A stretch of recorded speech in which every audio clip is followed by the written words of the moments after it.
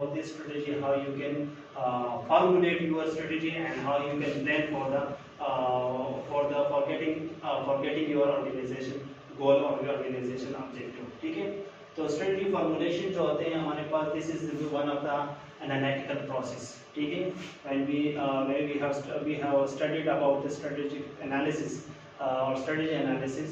So analytical process में हमारे पास strategy formulation जो है ये आपके पास एक स्टेप है जिसके जरिए आप क्या करते हो, to best suitable course of action to meet organization objective and vision. सही है जी सर। जब ये ऑर्गेनाइजेशंस ऑर्गेनाइजेशन इस्टेब्लिश की जाती है तो हमने पढ़ा था कि ऑर्गेनाइजेशन अपनी दो चीज़ों पर जो होती है फोकस करती है, वो अपने मिशन और विजन पर फोकस करती है। ठीक है ना, मिशन में अपने गोल को डिफाइन करता है कि वो उसका गोल क्या है, उसका टारगेट क्या है। ठीक है, और विजन जो होती है वो अपनी पोजीशन को डिफाइन करता है कि कहाँ पे वो अपनी बिजनेस को पहुंचाना चाहते हैं। ठीक है, और उसी के बेस पे वो अपने मिशन को डिफाइन करते हैं। तो उसके लिए जब भी वो अपने विजन डिफाइन कर लेते हैं तो सबसे इम्पोर्टेंट स्टेप, फर्स्ट स्टेप जो होता है वो स्ट्रेटेजी होती है, स्ट्रेटेजी फॉर्मुलेशन होता है, या स्ट्रेटेजिक प्लान उसको हम कहते हैं कि वो अपने उस विजन को किस तरह अचीव करेंगे, वो अपने उस गोल को किस तरह अचीव करेंगे। ठीक है ना, तो उस प्लान में वो क्या करते हैं, वो डिफाइन करते हैं कि the strategic plan allow organisation to examine its resources. ठीक है ना, सही, आप एक ऑर्गेनाइजेशन चलाते हो तो उसमें आप सबसे पहले क्या करोगे, अपनी रिसोर्सेज को डिफाइन करोगे, अपनी रिसोर्स को आइडेंटिफाई करोगे। ठीक है, जो आपका विजन है, जो आपका मिशन है, उसके पहले आपके पास क्या रिसोर्सेज है। ठीक है, फाइनेंशियल रिसोर्स आपके पास क्या है, फिजिकल रिसोर्सेज आपके पास क्या है। ठीक है ना, इवन अदर रिसोर्सेज जो आपकी ऑर्गेनाइजेशन के लिए जरूरी होती है, आपके बिजनेस पर्सपेक्टिव के लिहाज से, नेचर के लिहाज से। ठीक है ना, तो वो आप सबसे पहले अपने रिसोर्सेज को डिफाइन करते हो। ठीक है, फिर उसके लिए आप फाइनेंशियल प्लान डिफाइन करते हो। सही है ना, और and establish the most appropriate action plan for the increasing your profit. Suppose अगर बिजनेस प्रॉफिटेबल है, प्रॉफिट बेस है, ठीक है, तो अपने एक्शन प्लान से पहले जो होती है तमाम चीजों को आप आइडेंटिफाई करते हो। किस में करते हो, अपनी स्ट्रेटेजिक प्लान में करते हो। ठीक है, स्ट्रेटेजिक प्लान क्यों जरूरी होता है कि स्ट्रेटेजिक प्लान इस वजह से जरूरी होता है क्योंकि जब आप किसी स्ट्रेटजी को डेवलप करते हो, किसी स्ट्रेटजी को एस्टैब्लिश करते हो, डिफाइन करते हो, सही है, तो वो स्ट्रेटजी जो होती है उसके लिए आपको कुछ उससे पहले कुछ एनालिसिस की जरूरत पड़ती है। समझ आ रही ना, कुछ एक्सपेरिमेंट रिसर्च की जरूरत पड़ती है कि आप अपनी स्ट्रेटजी को किस तरह एफिशिएंट बना सकते हैं, इफेक्टिव बना सकते हैं। समझ आ रही है, ठीक है। तो it is one of the step of the strategic management process.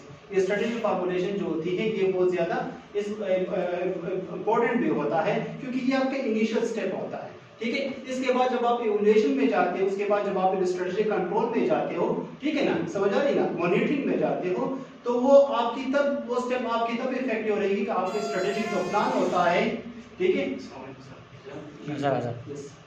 आपकी जो स्ट्रेटेजिक प्लान होती है, आपकी जो स्ट्रेटेजी फॉर्मुलेट की होती है, वो अगर एफिशिएंट ना हो तो आपका उसके बाद जो कंट्रोल होगा, जो आपकी मॉनिटरिंग होती है, जो आपकी इवैल्यूएशन होती है, इवन आपका जो टारगेट होता है वो आप उसको इफेक्टिव नहीं बना सकते, वो आपके लिए सक्सेसफुल नहीं हो सकता। ठीक है ना, ऑटोमेटिकली आप फेलियर में जाते हो। तो स्ट्रेटेजी फॉर्मुलेशन जो होती है ये जरूरी होती है। इसके लिए जब आप स्ट्रेटेजी फॉर्मुलेशन करते हो तो हम उसके लिए क्या करते हैं, इट एग्जामिन थ्रू स्वॉट एनालिसिस। ठीक है ना, स्ट्रेटेजी फॉर्मुलेशन से पहले जो होती है आप ऑर्गेनाइजेशन की स्वॉट एनालिसिस करते हो। ठीक है, और स्वॉट एनालिसिस में हम स्ट्रेंथ, वीकनेस, अपॉर्चुनिटी और थ्रेट तमाम चीजों को क्या करते हैं, फाइंड आउट करते हैं। क्या आपके अपनी स्ट्रेंथ क्या है, आपकी अपनी वीकनेसेस क्या है इंटरनली, सही है, और आपके लिए फ्यूचर, आपके लिए एक्सटर्नल अपॉर्चुनिटीज क्या है, and what the challenges you will face out in the market। ठीक है ना, आपके लिए थ्रेट्स क्या है, सही है।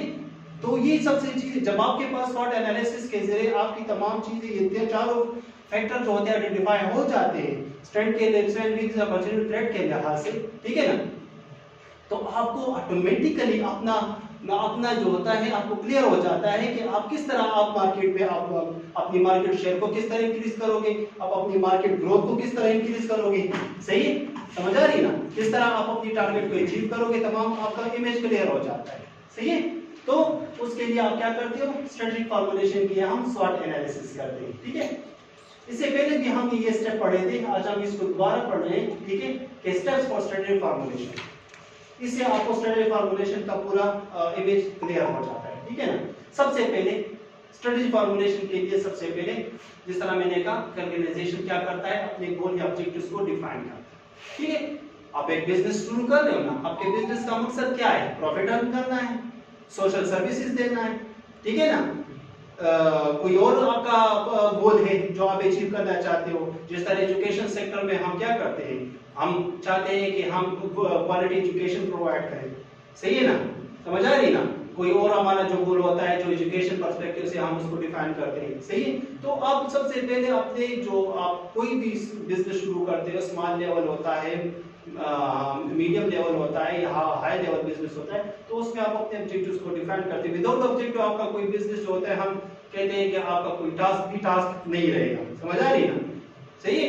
तो हम उसको सबसे पहले गोल को डिफाइन करते हैं, फिर उसके बाद उस गोल को अचीव करने के लिए हम ऑर्गेनाइजेशन एनवायरनमेंट को एनालाइज करते हैं। जिस तरह हमने लास्ट में इससे पहले हमने एनवायरमेंटल एनालिसिस को डिस्कस किया था, ठीक है। और इसमें एनवायरमेंटल एनालिसिस में हमने मुख्तलिफ किस्म की टूल्स को भी डिस्कस किया था। उसमें हमने फैक्टर 5 फैक्टर मॉडल हो गया या इस तरह की जो अदर टूल्स हमने यूज किए थे, इस तरह हमने बात की थी इंटरनल एनवायरनमेंट की, एक्सटर्नल एनवायरनमेंट की बात की थी, ठीक है ना। और उसमें हमने मुख्तलिफ एलिमेंट्स की बात की थी, ठीक है। तो उसमें उसको हम एनालिसिस क्यों करते हैं, ताकि हम अपने जो आपका जो गोल है वो या जो आपका जो विजन होता है उसको आप अचीव कर सको, ठीक है। और उससे रिलेटेड जो भी आपकी प्रॉब्लम्स होती हैं वो प्रॉब्लम आइडेंटिफाई उसको सॉर्ट आउट कर सके, ठीक है। तो उसके लिए हम ऑर्गेनाइजेशन एनवायरनमेंट को एनालाइज करते हैं, फिर उसके बाद हम क्वांटिटी गोल को फॉर्मिंग करते हैं। क्वांटिटी गोल से मुराद यहाँ पर टारगेट होता है, सही है। जब ऑर्गेनाइजेशन कोई विजन मिशन डिफाइन करता है ना, ठीक है, और मिशन में सपोज उसका प्रॉफिट अर्निंग होता है बिजनेस, ठीक है। तो प्रॉफिट अर्निंग में वो एक टारगेट तो रखेगा कि इस साल मैंने सपोज अपने प्रॉफिट तो अर्न कर रहा है, लेकिन वो कहता है कि इस साल मैं अपने प्रॉफिट को सपोज 20% इंक्रीज लाऊंगा, ठीक है ना। या इस साल मैं अपने सेल को 40% इंक्रीज उसमें रखूंगा, कोशिश हमारी ये होगी, ठीक है। या आप कहते हो कि उस साल में मार्केट जो ग्रोथ रेट है, जो मेरा कंपिटिटिव मार्केट ग्रोथ रेट है, सही है, जो करंट है, इससे मैं इतना इंक्रीज करूंगा। आप ये टारगेट रखते हो, का टारगेट का मतलब यहाँ पर क्वांटिटेटिव गोल होता है, ठीक है ना, सही है। फिर उसके बाद जो होती है objectives content with the revisional plan. आपने स्ट्रेटजीज जो होती हैं, आपने ऑब्जेक्टिव्स गोल एस्टैब्लिश कर लिया, उसके लिए आपने एनवायरमेंटल एनालिसिस कर लिया, आपने अपना एक टारगेट गोल डिफाइन कर लिया, फिर आपके पास डिवीजन प्लान के मुताबिक आप अपने ऑब्जेक्टिव्स को डिवाइड करते हो। फॉर एग्जांपल आपके पास ऑर्गेनाइजेशन में डिपार्टमेंट्स हैं, ठीक है ना। तो आपके डिपार्टमेंट जो होते हैं, तमाम डिपार्टमेंट जितने भी होते हैं, वो जो ऑपरेशन परफॉर्म करेंगे, ऑर्गेनाइजेशन गोल सबका एक ही होगा, समझ आ रही है ना। ऑर्गेनाइजेशन गोल सबका एक ही होगा, सब एक ही मिशन पर जो होंगे, अपनी जो होती है पॉलिसीज डेवलप करेंगे, सही है, अपने टास्क को परफॉर्म करेंगे, अपने ऑपरेशन को परफॉर्म करेंगे, समझ आ रही है ना, अपनी ड्यूटीज रिस्पांसिबिलिटीज को परफॉर्म करेंगे, ठीक है ना। जो भी ऑर्गेनाइजेशन टास्क होता है, सही है, तो उसके मुताबिक वो अपने डिवीजन प्लान जो होता है उसको अपने डिवाइड किया जाता है, ठीक है। परफॉर्मेंस एनालिसिस, ठीक है, ये स्टेप जो होता है, फिर वो आपके प्रैक्टिकल स्टेज की तरफ आ जाते हैं। वो आपका जो आपने स्ट्रेटजिक फॉर्मुलेशन में जो आपने प्लान तैयार किया होता है ना, ये आपका एक्शन प्लान होता है, ठीक है। उस प्लान जो आपने किया होता है वो आप उसको एनालाइज करते हैं, परफॉर्मेंस इवैल्यूएशन जिसे हम कहते हैं, ठीक है, सही है। ये कि आपने जो स्ट्रेटजी डेवलप की है, ठीक है, या जो आप स्ट्रेटजी इंप्लीमेंट करना चाहते हो, ठीक है, या आप जो स्ट्रेटजी सेलेक्ट करना चाहते हो, वो आपके लिए कितना सूटेबल है, कितना इफेक्टिव रहेगा, सही है, या कितना इफेक्टिव रहेगा, ठीक है। फाइनली जो आपकी होती है स्ट्रेटजी सेलेक्ट की जाती है अकॉर्डिंग टू द, ये जो होता है फिर वापस जो होता है आपकी उस मिशन और विजन की तरफ चला जाता है, ठीक है, कि आया is it according to the vision और मिशन और नॉट, समझ आ रही है, ठीक है। तो ये आपको तभी हम फाइनलाइज करते हैं। हम स्टार्ट से उसको फाइनलाइज इसलिए नहीं करते क्योंकि हमने एनवायरमेंटल एनालिसिस नहीं किया होता। जब हम एनवायरमेंटल एनालिसिस कर लेते हैं और अपनी बिजनेस की मार्केट हो गया या एनवायरमेंटल जो इश्यूज होते हैं वो आइडेंटिफाई कर लेते हैं, तब उसके बाद हम अपनी कीमत जो होती है वो अप्लाई कर सकते हैं, सही है ना। तो स्ट्रेटजी फॉर्मुलेशन का मतलब यहाँ पर हमारे पास these are the step for the strategy formulation, the strategy management process, ठीक है। ये इसके बाद ये इसकी थोड़ी बहुत ब्रीफ ये level of strategy formulation we have already discussed about it. ठीक है, जो आपके पास 3 लेवल्स होते हैं, कॉर्पोरेट लेवल होगी, बिजनेस लेवल्स होते हैं और फंक्शनल लेवल होते हैं, ठीक है ना। ऑलरेडी लास्ट लेक्चर में भी आप इसमें इसको हम डिटेल में वो कर चुके थे, ठीक है ना। ठीक है, corporate level strategy, this level outline what you want to achieve, ठीक है, what you want to achieve, your growth, stability, acquisition or retrenchment, it focus on what business you are going to enter the market, corporate, सही है ना। आपकी market growth, आपकी market share, ठीक है, जो मार्केट टारगेट होता है, मार्केट पोजीशंस होती हैं, ठीक है ना। जब हम स्ट्रेटजीज की बात करते हैं ना, तो स्ट्रेटजी में मार्केट स्ट्रेटजी भी आता है, पोजीशन स्ट्रेटजी भी आता है, प्रोडक्ट स्ट्रेटजी भी आता है, क्वालिटी स्ट्रेटजी भी आता है, टेक्नोलॉजी स्ट्रेटजी भी आती है, तमाम स्ट्रेटजीज में शामिल होती है, ठीक है, जो आपकी बिजनेस के साथ कनेक्टेड होती है, समझ आ रही है, ठीक है। तमाम स्ट्रेटजी जब हम अडॉप्ट करते हैं, वो सबका जो होता है आपके ऑर्गेनाइजेशन जो होता है, फोकस होता है कि what business you are going to enter the market, समझ आ रही है ना, कि आप जिसमें आप अपने बिजनेस की जिसके जरिए आप अपनी बिजनेस को मार्केट में ले जाना चाहते हैं या मार्केट में ऑपरेट करते हैं। Business level strategy, this level answer the question of how you are going to compete, how you are going to compete. It play a role in those organizations which are smaller unit of the business. ठीक है ना, business level है ना, ठीक है, तो business level तो कुछ भी है, हो सकता है, ठीक है ना, एनी बिजनेस हो सकते हैं, एनी लेवल हो सकता है बिजनेस में, स्मॉल लेवल पर, ठीक है ना। तो ये ज्यादातर जो होती है इस स्ट्रेटजी होती है अप्लाई की जाती है स्मॉल लेवल पर, ठीक है ना। And each is considered as a strategic business unit, उसको हम एसबीयू स्ट्रेटेजिक बिजनेस यूनिट करेंगे जितने भी आपके बिजनेस होते हैं, ठीक है ना। Functional level, this level concentrate on how organization is going to grow. Functional है ना, ठीक है, function wise जब हम बात करते हैं, it define daily action, function है, ठीक है, daily action including allocation of resources to deliver corporate and business level strategy, ठीक है ना। तो आपकी corporate level business हो, business level आपकी हो, कोई भी business हो, function सबका होगा, समझ आ रही है, क्योंकि function आपकी किस चीज को डिफाइन करता है, आपकी daily action को डिफाइन करता है, सही है। आप डेली एक एक्टिविटीज, आप डेली एक्टिविटी या ड्यूटी परफॉर्म करते हो तो एक स्ट्रेटजी के तहत करते हो, सही है, जिसका मकसद आपका जो ऑब्जेक्टिव्स होते हैं या गोल होते हैं उसको अचीव करना होता है, सही। तो ये बेसिकली आपके पास इसके बाद स्ट्रेटजी मैनेजमेंट या स्ट्रेटजी प्लानिंग प्रोसेस है, कंटीन्यूअस प्रोसेस, ठीक है ना। It is not a static process, या it is not, we cannot say it is for the short term, ठीक है ना, it will be for the long term, क्योंकि स्ट्रेटजी जो हम यूज करते हैं, स्ट्रेटजी की बात करते हैं, तो स्ट्रेटजी हमेशा जो होगा long term course of action के लिए डिफाइन किया जाता है, समझ आ रही है, ठीक है। तो it's a continuous process that start with the situation analysis and end with the preparation of the business unit strategic plan, ठीक है ना। ये क्या लिखा है इसमें, मॉडल ज्यादा रहता है, ठीक है, between other logic, हाँ, ठीक है, other logic stages may be development of the mission statement and objective and determine the business composition, strategic analysis of the business unit and selection business unit objective and strategies, ठीक है। ये तमाम आपकी strategic management, strategic planning process जो होती है, इन सब में ये क्या होगा, इनका इंक्लूड होता है, इंपॉर्टेंट होता है, ठीक है ना, इसके लिए किया जाता है। ये तो आपको नजर नहीं आ रहा होगा,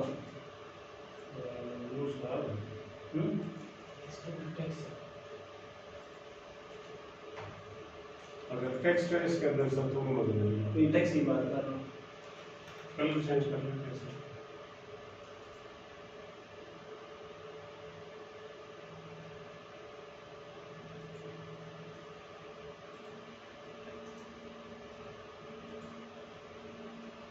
चलो मैं इसी से बता देता हूँ।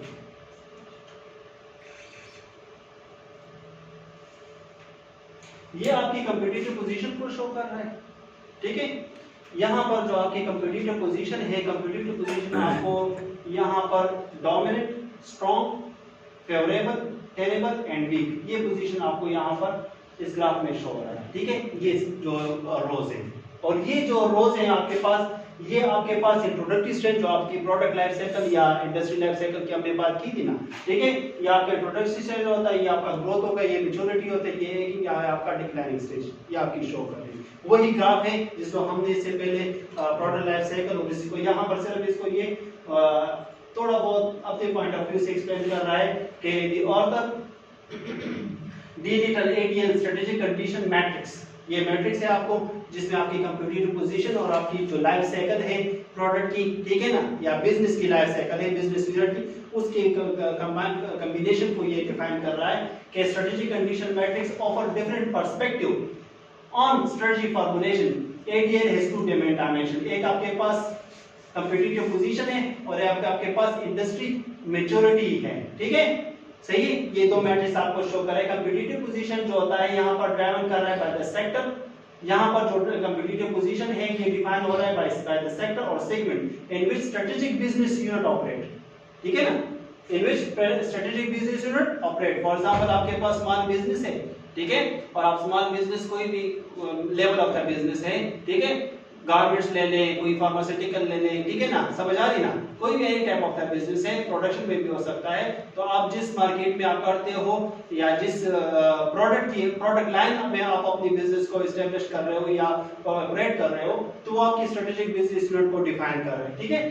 तो ये आपकी उसकी उस प्रोडक्ट लाइन की कंपटीटिव पोजीशन को डिफाइन कर रहा है कि आप उस प्रोडक्ट लाइन की कंपटीटिव पोजीशन क्या है, ठीक है, और वो कंपटीटिव पोजीशन जो होती है ये आपको डिफाइन कर रहा है in term of the dominant, ठीक है ना, स्ट्रांग, फेवरेबल और टेरेबल पोजीशन को शामिल कर रहा है कि आपकी कंपटीटिव पोजीशन क्या हो सकती है, सही है। इसी तरह the product or service in which it market and exists, it has a range of the geographical dispersed market that are what make up the organization competitive position, ठीक है, और वो प्रोडक्ट भी हो सकता है एंड लेस भी हो सकता है, जहां पर आपकी स्ट्रेटेजिक बिजनेस यूनिट जो होती है वो ऑपरेट होती है। इंडस्ट्री जी सर, जैसे आपने कहा कि ये स्ट्रेटेजिक मैनेजमेंट जो है, ये फॉर्मुलेशन की स्ट्रेटेजी, ये एक ऑनगोइंग प्रोसेस है। यस, तो एक प्रोडक्ट जब मतलब ग्रोथ से आगे जाता है, पीक पे पहुंच जाता है, ठीक है, मार्केट शेयर में उसका ज़्यादा होता है, सब कुछ कंप्लीट हो जाता है, तो वहाँ पे वो फिर स्ट्रेटेजी हम क्या स्ट्रेटेजी बनाएंगे, क्योंकि प्रोडक्ट हमारे पीक पे पहुंच चुका है, ठीक है, उस साल हमें क्या करना है। हाँ, उससे आगे जो होती है फिर आपकी मार्केट, क्योंकि आप दो चीजों पे हम बात करते हैं, हाँ, एक मार्केट ग्रोथ होता है और एक आपकी मार्केट वैल्यू होती है, ठीक है, मार्केट वैल्यू जिसे हम कहते हैं। इस दो पे आप अपनी कंपटीटिव पोजीशन को एस्टेब्लिश करते हैं, समझ आ रही है ना। तो हमेशा जो होती है एक टेक्नोलॉजी के साथ कंटिन्यू आप नहीं रहते, समझ आ रही है ना। एक प्रोडक्ट लाइन के साथ हमेशा आप मार्केट पे आपकी पोजीशन हमेशा क्या होगी, क्योंकि आपका मेन टारगेट क्या होगा, कस्टमर होता है। सपोज आपने प्रोडक्ट की बात की, तो प्रोडक्ट में मेन टारगेट कौन होगा, कस्टमर ही होगा, सही है। तो कस्टमर का परसेप्शन या कस्टमर की जो नीड होती है वो हमेशा एक नहीं रहेगी, चेंज होगी ना, ठीक है। तो इस लिहाज से आपकी जो मार्केट की जो प्रोडक्ट लाइन होती है, ठीक है, जब आप फॉर एग्जांपल स्टार्ट से करते हो, प्रोडक्ट से फिर आपकी ग्रोथ आती है, फिर आपकी मैच्योरिटी लाइन आती है, तो मैच्योरिटी की लाइन के बाद जो हमेशा क्या होगा, डिक्लाइन ही होगा। अब यहाँ पर आपकी स्ट्रेटेजी क्या होगी, अब यहाँ पर आप अपनी एनालिसिस करोगे कि आप अपनी प्रोडक्ट में इनोवेशन कहाँ से लाओगे, कैसे लाओगे, समझ आ रही है ना। तो आप उसी मार्केट को कैप्चर करोगे अपनी इनोवेशन से।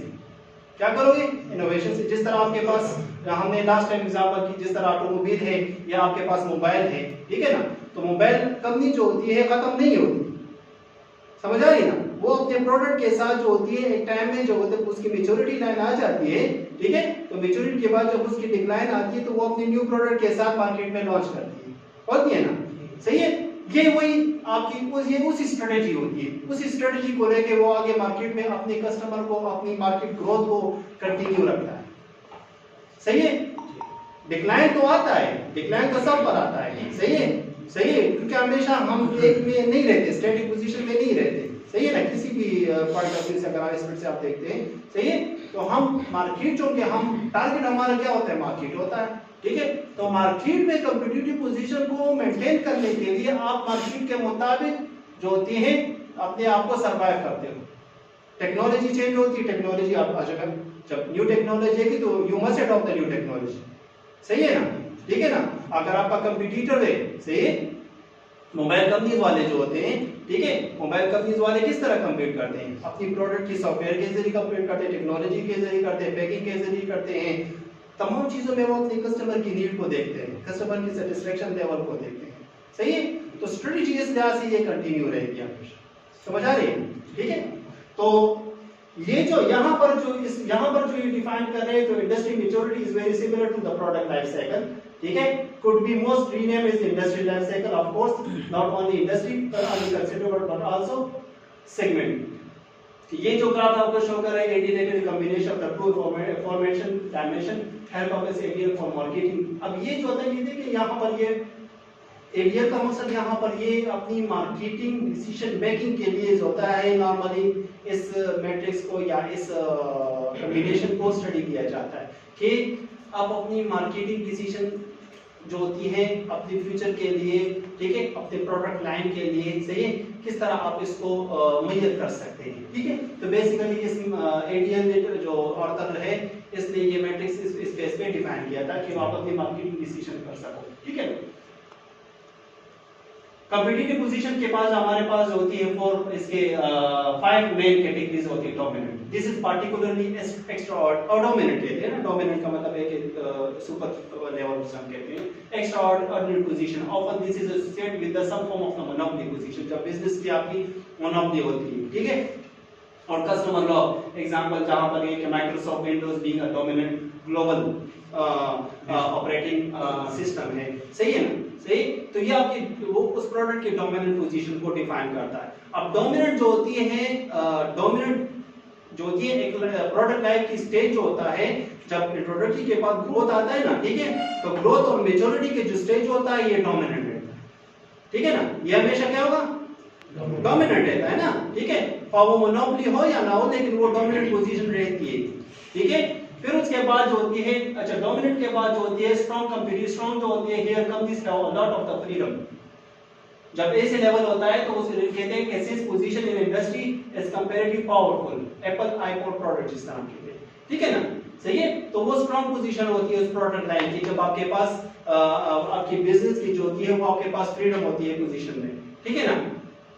इसी तरह फेवरेबल जो होता है come this with the favourable position then you have competitive strength in the segment of a fragmented marketplace. Now no single global player control all segment, here product strength and geographical advantage come into play. Favourable और terrible जो होता है here come this may face erosion by stronger competitor, have strong favorable strong or competitive position. It is difficult to them to compete since they do not have a sustainable competitive advantage. तो इस तरह week में जो होता है as a term suggests companies in undesirable space, ठीक है, in the unenviable position. Of course there are opportunity to change and improve, जो आपकी वो decline stage होती है वीक पोजीशन।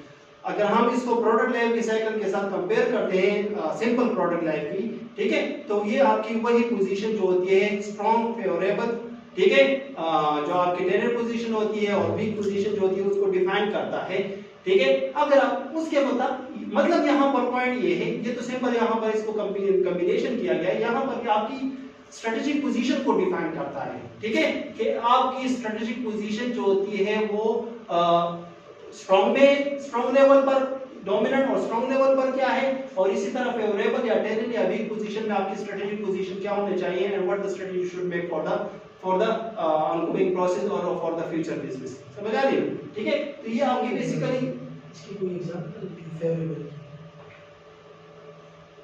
किसकी इस फेवरेबल फेवरेबल। अब यहाँ पर देखिए फेवरेबल जो होती है आपकी कंपटीटिव स्ट्रेंथ को डिफाइन करता है, ठीक है ना। फॉर एग्जांपल अगर हम इसी ले लें गारमेंट्स को ले लें, ठीक है, या इवन चलो मोबाइल को ही ले लेते हैं, ठीक है। तो मोबाइल जो होता है फंक्शन वाइज जो होते हैं ये डेवलप होता है, सही है ना। जब हम सिंपल मोबाइल यूज करते थे, ठीक है ना, तो सिंपल मोबाइल एक टाइम था कि उसका अपनी एक मार्केट लेवल थी, हर किसी के पास था। फिर उसमें भी आहिस्ता आहिस्ता चेंज और डेवलपमेंट आना शुरू हो गया टेक्नोलॉजी वाइज। फिर उसके बाद जब एंड्रॉइड आ गया तो एंड्रॉइड में भी फिर जो थी उसकी अपनी मार्केट पोजीशन फेवरेबल थी एक टाइम, ठीक है। लेकिन अगर आप देखें एंड्रॉइड में जिस तरह आईफोन आ रहा है, जिस तरह आजकल न्यू मॉडल्स आ रहे हैं, मॉडल वाइज चेंज होता रहता है, ठीक है। तो मॉडल वाइज जो होती है वो पोजीशन जो होती है उसकी चेंज होती रहती है, सही है। उसकी जो मार्केट लेवल होती है वो सेम नहीं रहती हमेशा, ठीक है ना। फॉर एग्जांपल मेरे पास जो है यही ब्रांड है, ठीक है, यही ब्रांड था, यही ब्रांड जब 2019 में जो था ये फेवरेबल था, सबका फेवरेबल था, ठीक है ना। फिर ऐसा ऐसा जो होता है फॉर एग्जांपल एंड्रॉइड तो सब मोबाइल है, लेकिन न्यू मॉडल न्यू टेक्नोलॉजी के साथ जब कोई न्यू मोबाइल आता है तो ऑटोमेटिकली उसकी चॉइस और उसकी जो पोजीशन होती है वो चेंज हो जाती है, ठीक है, मोबाइल आजकल आप लोग देख रहे हैं कि एंड्रॉइड बहुत ज्यादा है, लेकिन आपका फेवरेबल जो होगा मार्केट में, जो फेवरेबल मोबाइल होगा वो कुछ स्पेसिफिक होते हैं ना, ठीक है। तो उसके मुताबिक ही जो होती है मार्केट पोजीशन जो होती है, या प्रोडक्ट जो होता है लॉन्च किया जाता है वो, या मार्केट मेंटेन रखा जाता है तो उस फेवरेबल पोजीशन पे होता है। लेकिन एक टाइम आएगा कि उसके बाद होगा न्यू टेक्नोलॉजी के साथ, न्यू डेवलपमेंट के साथ, या न्यू फीचर के साथ जो होगा लोग फिर उसको प्रेफर करेंगे, सही है ना। तो उस प्रोडक्ट की, या जिस तरह इस प्रोडक्ट की फॉर एग्जांपल मैं कह रहा हूं कि अभी वो फेवरेबल मार्केट नहीं है, हालांकि मोबाइल है, फीचर है, नीड फुलफिल कर रहा है, ठीक है, लेकिन मैं दूसरे कंप्यूटर इसी प्रोडक्ट के न्यू प्रोडक्ट मॉडल के साथ करूंगा तो मैं कहूंगा कि फिर फेवरेबल मेरे लिए वर्क हो जाएगा, ठीक है। तो इसी लिहाज से जो प्रोडक्ट की जो सेल पोजीशन होती है, ठीक है, और मार्केट पोजीशन होती है वो भी फिर चेंज होती रहती है, ठीक है। अक्सर ऐसा भी होता है जैसे ट्रेंड चलता है किसी इलाके में, किस एग्जांपल किसी प्रोडक्ट एक ट्रेंड चलता है ना, हाँ ट्रेंड बिल्कुल, जैसे एक पाकिस्तान में नॉर्मली देखे जाते हैं लोग सैमसंग मोबाइल ज्यादा पसंद करते हैं, ज्यादा सेल पोजीशन बाहर जाए यूके अमेरिका में जाए तो वहाँ पे एप्पल आईफोन वगैरह ज्यादा लोग यूज हाँ करते हैं, बिल्कुल, जैसे इंडिया में जाए तो वहाँ ये वीवो और ओप्पो और ये चीजें नोकिया होगी बहुत ज्यादा फेवरेबल तो होती ये है। फेवरेबल मेरे ख्याल में उस कैटेगरी में भी आ सकते हैं। उस फेवरेबल आप उसमें सेल पॉइंट ऑफ व्यू से आप किसी भी कैटेगरी में ले सकते हैं, ठीक है ना। और मोबाइल सेल के पॉइंट ऑफ व्यू से देख सकते हैं, प्रोडक्ट की फीचर के पॉइंट ऑफ व्यू से देख सकते हैं, ठीक है, उसकी सॉफ्टवेयर के पॉइंट ऑफ व्यू से ले सकते हैं, ठीक है, सही है। अब आईफोन, और अगर हम सैमसंग की बात कर रहे हैं, ठीक है, तो आईफोन जो है ब्रांड के लिहाज से उसका अपना एक वैल्यू है, मार्केट वैल्यू है, लेकिन सेल सैमसंग से ज्यादा होगी, सॉरी सैमसंग की सेल उससे ज्यादा होगी, ठीक है ना। तो वो फिर हम यहाँ पर जो होते हैं फिर वो उसकी हर एक की जो होती है उसमें हम फिर दूसरे टर्म में जब आते हैं तो फिर हम परचेजिंग पावर की तरफ आते हैं, ठीक है। अगर हम पाकिस्तानी प्रोडक्ट कस्टमर की वो देखते हैं तो हम फिर यहाँ पर पाकिस्तान में अपने कस्टमर की परचेजिंग पावर को भी देखते हैं, ठीक है ना, पर इनकम को भी देखेंगे, ठीक है ना, सही है कि एक कंट्री में एक ही प्रोडक्ट जो होगा एक प्राइस के साथ अवेलेबल होता है, वही प्रोडक्ट दूसरी कंट्री में जो होगा दूसरी हालांकि सेम होगा लेकिन फिर भी थोड़ा बहुत उसमें डिफरेंस आएगा, तो उसमें फिर वो जो आप जो कह रहे हैं ना प्रोडक्ट की, तो वो फेवरेबल पोजीशन जो होती है वो करंट की कंट्री के इन्फ्लेशन रेट के मुताबिक फिर चेंज होती रहती है, सही है। अभी आप करंट देख लें, यही प्रोडक्ट जो है आपको अफगानिस्तान में आईफोन में जो है आपको सस्ता मिलेगा, सही है ना, ठीक है ना। तो ये डिफरेंस आता है इसमें। तो ये बात हो रही थी हमारी फेवरेबल और नॉन फेवरेबल की, ठीक है ना। और एडीएल ने जो है ये डिफाइन किए कि स्ट्रेटजी जब हम लोग कैटेगराइज करते हैं तो स्ट्रेटजी जो होती है आपकी कैटेगराइज होती है in term of this market, product management हो गया, system strategy, technology strategy, return strategy और ऑपरेशन स्ट्रेटजी में, ठीक है। इसके बाद कुछ चीजें, अच्छा ये जो है ये वही आपके पास स्मार्ट डिवीजन आ गया, इसको मैं स्किप कर रहा हूँ, ठीक है, इन चीजों को, क्योंकि ऑलरेडी हम ये पढ़ चुके थे। इसमें बात शायद ये पिम्स है, इसको भी आप लोग पढ़ लो, पिम्स के बारे में, पिम्स क्या है, बीसीजी मैट्रिक्स जो था हम लास्ट में डिटेल में पढ़ चुके थे, ठीक है। सही है, यहाँ पर ये रिपीट हो रहा है बीसीजी मैट्रिक्स, ठीक है। अंडरस्टैंडिंग इंटरनेशनल पोर्टफोलियो एनालिसिस किस तरह किया जाता है, ठीक है। तो बीसीजी मैट्रिक्स के बारे में आपको यहाँ पर ये दोबारा रिपीट हो रहा है, ठीक है। इस चीज़ों को आप लोग ये इसके साथ इसको दोबारा करना, ठीक है।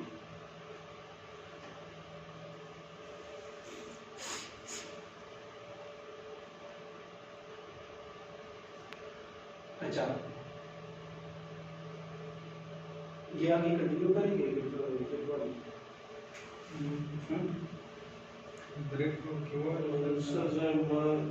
instant topic. Ile yawada that's 15 minutes and go because we continue to go because break one so break one. ठीक, इसको आज खत्म भी करेंगे लेकिन नहीं, ठीक है, ताकि आपका कवर हो जाए, ठीक है। यहाँ तक क्लियर हो गया, कहीं कंफ्यूजन कोई तो नहीं, ठीक है।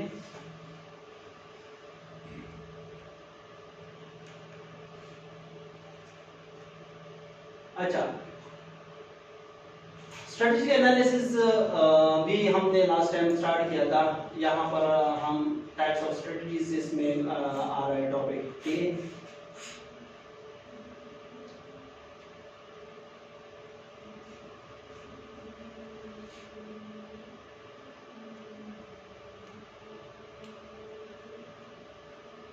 यहाँ पर 4 and 5 कंबाइन होगा।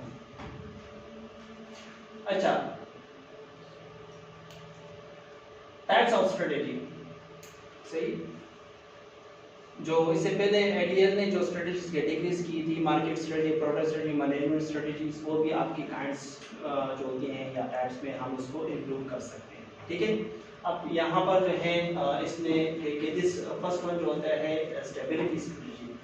This strategy is used by the organisation in case your organisation is satisfied, ठीक है ना, विद द करंट सिचुएशन, ठीक है ना। एक ऑर्गेनाइजेशन है ऑलरेडी एस्टैब्लिश है, ठीक है, ऑपरेशनलाइज है, प्रोडक्ट लाइन में है, ठीक है, प्रोडक्ट लाइन में है, अपनी एक मार्केट, उसकी मार्केट ग्रोथ रेट भी है, सही है, मार्केट कस्टमर्स भी है, टारगेटेड गोल भी अचीव हो रहे हैं, ठीक है ना। अब यहाँ पर वो ये स्ट्रेटेजी जो होती है उसकी करंट सिचुएशन को क्या कर रहा है, सेटिस्फाई कर रहा है कि नहीं कर रहा है, या करंट सिचुएशन जो सेटिस्फाइड है उसकी बेस पे ये स्ट्रेटेजी जो होती है डिफाइन की जाती है ऑर्गेनाइजेशन की। स्टेबिलिटी, कि आप अपनी बिजनेस पोजीशन को मजीद उस तरीके से स्टेबल रखना चाहें, ठीक है ना, सही है। आप आपकी फॉर एग्जांपल आपकी एनुअल सेल है, ठीक है, एनुअल सेल आपकी बिजनेस कंपटीटर के मुकाबले में सपोज 80%, 90%, 70% आप अचीव कर रहे हैं। अब आप चाहते हैं कि उसी को क्या करें, कंटिन्यू करें, सही है, उसी लेवल को कंटिन्यू करें ताकि उसमें कमी ना हो बल्कि इंक्रीज रहे, ठीक है ना। तो ये स्टेबिलिटी स्ट्रेटजीज होती है जब आप अपनी बिजनेस की उसी स्ट्रेटजी को स्टेबलाइज करते हैं, उस स्ट्रेटजी की बेस पे आप अपनी बिजनेस को ऑपरेट करते हैं। उसमें आपका जो भी स्ट्रेटेजिक प्लान होता है उसी प्लान को जो आपने डेवलप किया होता है रिसोर्सेज के लिहाज से, फाइनेंशियल स्टेबिलिटी के लिहाज से, ठीक है, एलोकेशन, रिसोर्स एलोकेशन के साथ साथ आपकी जो आपकी ऑपरेशंस होती हैं, ऑपरेशन स्ट्रेटजीज होती है जो आपने डेवलप की होती है, ठीक है, ऑपरेशन स्ट्रेटजी जो आपने की होती है, फॉर एग्जांपल आपने जितना आपकी रिसोर्सेज और एफिशिएंसी जो आपने मेंटेन की होती है उस एफिशिएंसी को मेंटेन करते हुए, ठीक है, तो आप इतनी स्टेबिलिटी स्ट्रेटजीज को फॉर्मुलेट करते सकते हैं या फॉर्मुलाइज कर सकते हैं। And therefore it does not want to move away from such position, ठीक है ना। Consequently, in such case, organization goes for the stability strategy. However, stability strategy can prove to be effective when environment of the organization is also stable. Environment of the organization is also stable. अब यहाँ पर ये देख रहे हैं कि environment में आपके पास क्या चीजें हैं, ठीक है ना। अब अगर हम environment की बात करते हैं तो environment में हम दोनों प्रोस्पेक्ट से हम उसको देखेंगे, इंटरनल से भी देखेंगे और एक्सटर्नल से भी देखेंगे, ठीक है। क्या आपका ऑर्गेनाइजेशन का जो एनवायरनमेंट है वो कितना इफेक्टिव है, ठीक है ना। अब अगर आपके पास फॉर एग्जांपल आपकी कंपटीटिव जो आपकी थ्रेट्स होती हैं आपके ऑर्गेनाइजेशन के लिए, थ्रेट्स क्या हो सकती हैं, फॉर एग्जांपल आपकी कंपटीटिव पोजीशन जो है, ठीक है, जहां पे आप बिजनेस को कम्पीट कर रहे हैं, ठीक है ना, क्या वो लेवल आपकी कंपटीटिव पोजीशन मेंटेन है कि नहीं। अगर मेंटेन है तो आप उस स्ट्रेटजी को स्टेबलाइज कर सकते हो, उस स्ट्रेटजी पे जा सकते हो। लेकिन अगर आपके पास न्यू अराइवल आते हैं बिजनेस में, न्यू कंपटीटर आता है, न्यू टेक्नोलॉजी आती है, ठीक है, सही है, न्यू टेक्नोलॉजी आती है जिससे आपका प्रोडक्ट लाइन जो होता है वो इफेक्ट होता है, सही है, आपकी सेल डिक्रीज हो सकती है, आपकी प्रॉफिट लेवल डिक्रीज हो सकता है, ठीक है, आपकी मार्केट वैल्यू जो ग्रोथ रेट है वो डिक्रीज हो सकता है। फिर आप यहाँ पर अपनी स्टेबिलिटी स्ट्रेटजी को अडॉप्ट नहीं कर सकते या उसको आप फॉर्मुलेट नहीं कर सकते, सिंपल सी बात है ना, ठीक है ना। तो स्टेबिलिटी स्ट्रेटजी जो होती है ये आपकी किस चीज पे डिपेंड करती है, आपकी एनवायरनमेंट पोजीशन पे डिपेंड करती है। In most of the cases this type of strategy is used by the organisation, ठीक है ना। The reason is that it is least risky course of action. Less risky होगा ना, लेस रिस्की इस वजह से होता है क्योंकि इससे पहले आपने पूरा स्ट्रेटेजिक फॉर्मुलेशन जो होता है या स्ट्रेटेजिक प्लान आपने पहले से डेवलप किया होता है और आपने उसको प्रॉपर इंप्लीमेंट भी किया होता है और उसकी बेस पे आपने अपने टारगेट को अचीव भी किया होता है, ठीक है। तो आपको उससे आपकी जो ऑपरेशन से रिलेटेड जितनी भी आपकी कॉन्सिक्वेंसेस होती हैं, ठीक है ना, जो आपके लिए चैलेंजेस होती है वो ऑलरेडी आपने अचीव की होती है, ठीक है। इस वजह से ये बिजनेस जो होती है अक्सर औकात बिजनेस जो होते हैं इस स्ट्रेटजी को अडॉप्ट करते हैं और अपनी स्ट्रेटजी को स्टेबिलिटी स्ट्रेटजी में डिफरेंशिएट कर सकते हैं, ठीक है। एग्जांपल भी दिया गया यहाँ पे आपको कि stability strategy will be adopted by organisation if it is satisfied by dealing with the same product, ठीक है ना। अगर हम करंट पोजीशन की बात करते हैं, करंट सिचुएशन की बात करेंगे तो ऑटोमेटिकली आपकी प्रोडक्ट लाइन भी सेम रहेगी, ठीक है। सेम प्रोडक्ट और service providing it service to the same group of the consumer, ठीक है, and maintaining the same market share, ठीक है। Sometimes organisation is not adventurous enough to try new strategy and change its situation. However, stability strategy can be adopted successfully by organization from a mature industry. It has a static technology. सही है ना? Okay, for example, उसका long term के लिए जो technology sir इसको हम ऐसे कह सकते हैं, मतलब ये स्टेबिलिटी स्ट्रेटजी मतलब जो चल रहा है बस वो सही चल रहा है, मतलब करंट सिचुएशन की बात करें, मतलब आपको कुछ एक्स्ट्राऑर्डिनरी और नहीं करना चाहिए। हाँ, मतलब आपका सब कुछ है तो मतलब स्ट्रेटजी का मतलब यही कह सकते हैं। बिल्कुल एग्जैक्टली ये जब सेम प्रोडक्ट लाइन होती है, सेम कस्टमर होगा, ठीक है, और आपके सेम करंट सिचुएशन जो आपकी चल रही है, सेटिस्फाइड की बात हो रही है, जो करंट सिचुएशन है वो सेटिस्फाइड का मतलब है कि आपका जो ऑर्गेनाइजेशन गोल है, जो आपका टारगेट है वो अचीव हो रहा है, पहले से आपने जो टारगेट रखा है वो अचीव हो रहा है, ठीक है ना। जिस तरह मैंने कहा कि सपोज आपका सेल टारगेट जो है आपका एनुअली आप कहते हो कि 80% है सब, और वो ऑलरेडी अचीव हो रहा है और आप उसी को मेंटेन करना चाहते हैं क्योंकि आपका कंज्यूमर सेम है, आपका प्रोडक्ट लाइन चेंज नहीं हो रहा, प्रोडक्ट लाइन सेम प्रोडक्ट है, सेम प्रोडक्शन है। जिस तरह हम बिजनेस में मैन्युफैक्चरिंग सेक्टर में मास प्रोडक्शन की बात करते हैं, ठीक है ना, पेप्सी कोला वगैरह जो होती है उनकी मार्केट जो होती है वो सीजनल वाइज सेम रहती है, समझ आ रही है ना, सेम प्रोडक्ट होती है ना, ठीक है ना। तो वो उसको स्ट्रेटजी को उसको पता है कि बस ये इसी तरह उसको उसमें में वो चीज चेंज नहीं करते क्योंकि उनको पता है कि हमारा कंज्यूमर का कौन सा है, मार्केट कौन सा है, और जो आपका प्रोडक्ट है सेम रहेगा, उसमें कोई चेंज नहीं आ रहा। अगर आप न्यू प्रोडक्ट के साथ आते हैं फिर आप स्टेबिलिटी स्ट्रेटजी को अडॉप्ट नहीं कर सकते। न्यू प्रोडक्ट के लाइन के साथ है, न्यू टेक्नोलॉजी के साथ आते हैं, न्यू कस्टमर फोकस आपका होता है, टारगेट मार्केट आपका न्यू होगा, तो फिर आप स्टेबिलिटी स्ट्रेटजी को उस स्ट्रेटजी को अडॉप्ट डायरेक्ट नहीं कर सकते। सबसे पहले आप उसको फिर क्या करेंगे, उसकी रिसर्च करेंगे, समझ आ रही है, ठीक है। तो जिस तरह आप कह रहे हैं उसको हम इसी तरह रख सकते हैं। Second one is growth strategy, is the growth है। अब यहां पर बिजनेस स्टेबल से निकल रहा है, ठीक है ना। अब यहां पर जो होगा बिजनेस क्या होगा, स्टेबल से निकल रहा है। Growth strategy is related with expansion, किस चीज से, एक्सपेंशन से, diversification of the business operation. अब आप बिजनेस को आप डाइवर्सिफाई कर रहे हो, बिजनेस को आप क्या करोगे, एक्सपेंड कर रहे हो, ठीक है ना। सेम प्रोडक्ट लाइन नहीं है, ठीक है, ग्रोथ। तो यहां पर ग्रोथ से therefore if the management of organization is not satisfied with the present status, ठीक है, of the company, or when change are taken place in the environment of the organization, or favorable opportunities arise, it will help the organization to adopt growth strategy, ठीक है ना, सही है। as it help in the expansion and also in diversification. A growth strategy may be implemented in organization through the market development, ठीक है, product development, merger or diversification. In case of the product development, the organization add new product to the existing product or new product replace the product that were offered by the organization already. तमाम चीजें आपके वो examples में आती हैं जिससे आप growth strategy को अडॉप्ट करते हैं। आपकी वो बात कि जब हम बिजनेस में सेम से निकलते हैं, न्यू प्रोडक्ट में जाते हैं, इनोवेशन में जाते हैं, तो वो आपकी फिर ग्रोथ स्ट्रेटजीज डिफाइन करता है या डिवाइड करता है स्ट्रेटजीज पॉइंट ऑफ व्यू से, कंसेप्चुअल, समझ आ रही है, ठीक है। फिर ये आपके पास ये ग्रोथ स्ट्रेटजीज इसमें आ जाती है, ठीक है। On the other hand, ये कहते हैं कि in such cases either the company may decide to produce its own raw material or may be decide to process its own output in future, ठीक है ना। ये वर्टिकल इंटीग्रेशन की वहां पर बात कर रही है,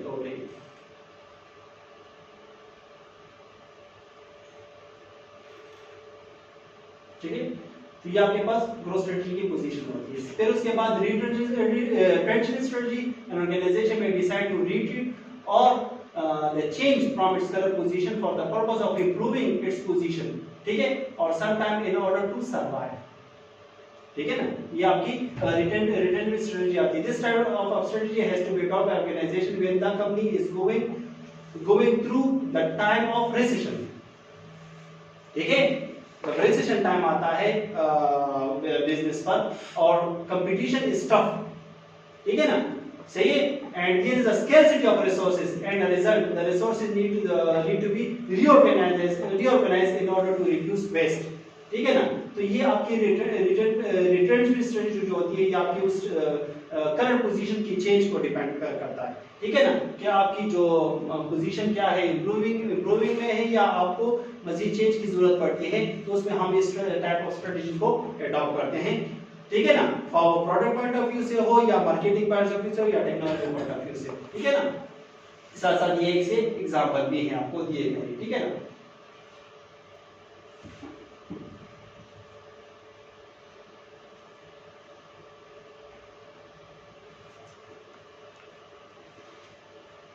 ठीक है, in this way even if the retrenchment और द रिट्रीट स्ट्रेटजी, इसको रिट्रीट स्ट्रेटजी भी कहेंगे, reflect a failure on the part of the organisation to some extent, however it is very important that such strategy should be adopted in order to ensure the survival of the organisation, ठीक है ना, business को survive करने के लिए।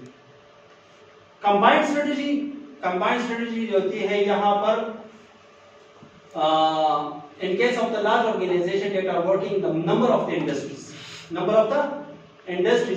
there may be need to adopt the combined strategy. This way combined strategy reflect mix of the strategy, combined है ना, ठीक है, mix of that have been mentioned before. For example, if it is a possible that a large organization may adopt growth strategy in one area, ठीक है, एक area में वो growth strategy adopt कर रहा है, in the same time it may also adopt retreat strategy in the another particular area, ठीक है, अगर वो क्या करे, लार्ज ऑर्गेनाइजेशन है, सही है, और नंबर ऑफ द इंडस्ट्रीज में वो क्या करे, परफॉर्म कर रहे हैं, ठीक है ना।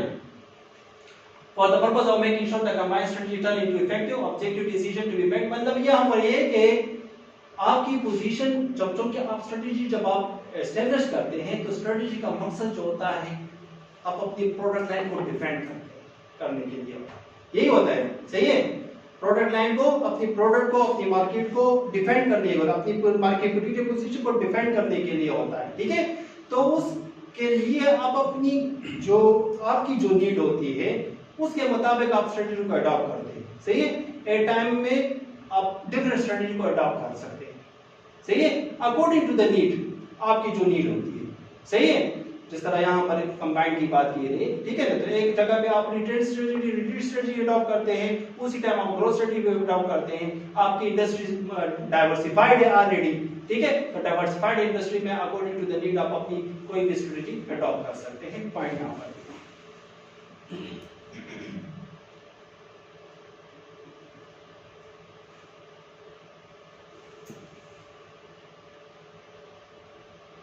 काफी यहाँ तक याद है,